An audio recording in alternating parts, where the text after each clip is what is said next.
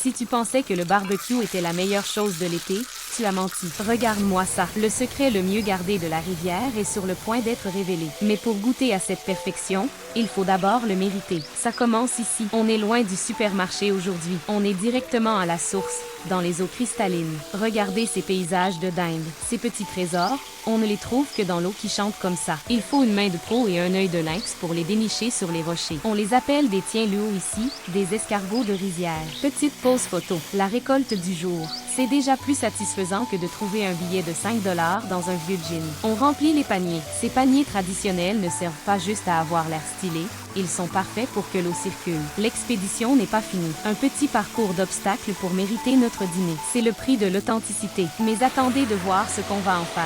C'est la cuisine la plus haute que vous ayez jamais vue. De retour au village. Première étape et la plus cruciale, le nettoyage. Il faut qu'il soit propre. Très propre. Regardez ce secret de grand-mère.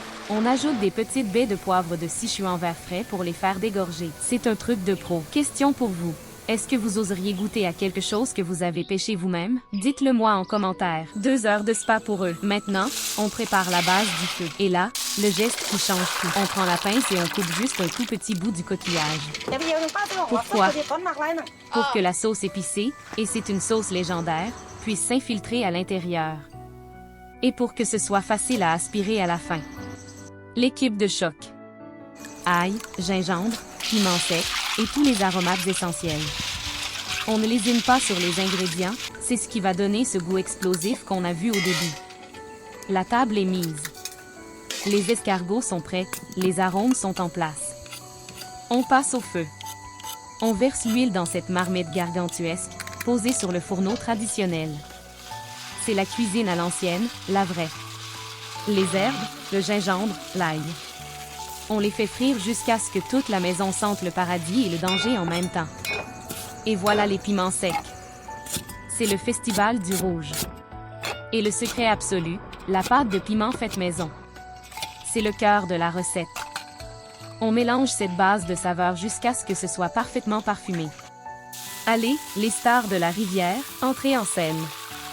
On saute les escargots dans ce bain d'épices, on les enrobe. Un peu de sel, un peu de sauce soja pour la couleur, et l'ingrédient magique, le vin de cuisine. Ça déglace et ça amplifie le goût. Le petit plus qui fait la différence. Un peu de bière pour l'onctuosité et la saveur.